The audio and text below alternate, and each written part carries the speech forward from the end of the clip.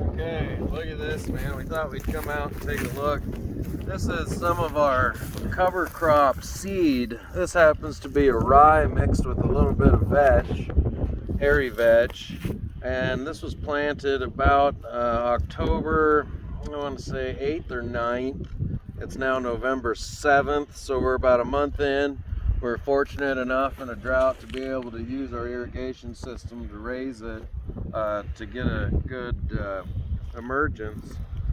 It's come to the point, if we come down the road here and look, you can see we've got a good stand. And look, it's frozen on it 3 or 4 or 5 times, and it really hasn't. That's the thing about cover crop, is that it will go dormant, kind of like your lawn does for people that have lawns in the north. Your yard doesn't stop growing, it just goes dormant. That's what happens. But what we have now is there's such a demand for cover crop in the United States. Let's go take a look at these winter peas. There's such a demand for cover crop in the United States that it's no longer just being grown on marginal land. It's being grown on top quality irrigated cropland like this that has pivots on it, and this will actually be for retail sale. We already have a lot of it sold, multiple pivots of it. Here's our Lauber winter peas. They began as Austrian winter peas. Some have called them Wyoming winter peas. You want to know why? It's because a guy in Wyoming grew them there, and then that's because a guy in another state grew them there. So we figured nobody can make these things grow the last couple of years over the winter. So he said, we're gonna make the ultimate overwintering winter pea. That's what we're gonna do. And this is a cover crop legume that adds so much nitrogen credit back to your soil that it is remarkable. You can see it's a little more sensitive to the frosts, and it's really tough to. Last year we had it kill out completely. 2 years ago it did really well.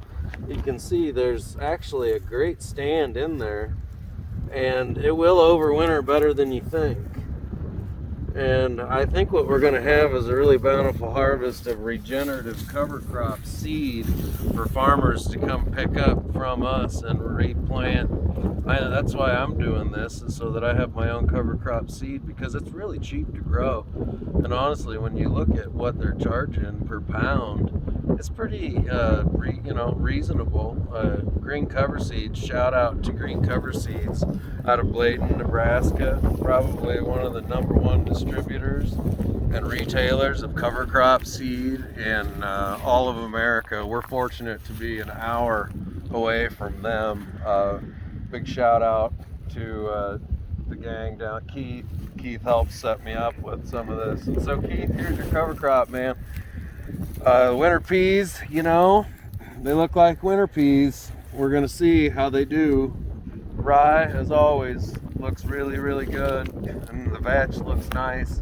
We've got the regenerative system going. We're gonna have some of the world's top quality cover crop seed growing right here under irrigation, so that Bladen has a supply that you can count on, and you know will be there, because it's gonna be under irrigation. Because if you're into planting cover crops, I won't be the first to tell you, there's a huge shortage of cover crop seed and high quality, high germinating cover crop seed grown by seedsmen.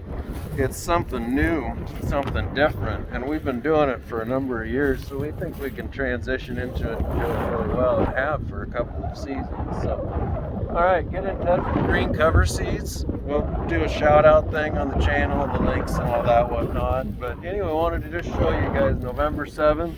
What we've got here is cover cropping, a couple of differences. This is what your cover crop sometimes is going to look like in November.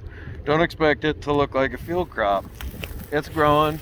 We'll watch it over the winter, and we'll see what it looks like next spring.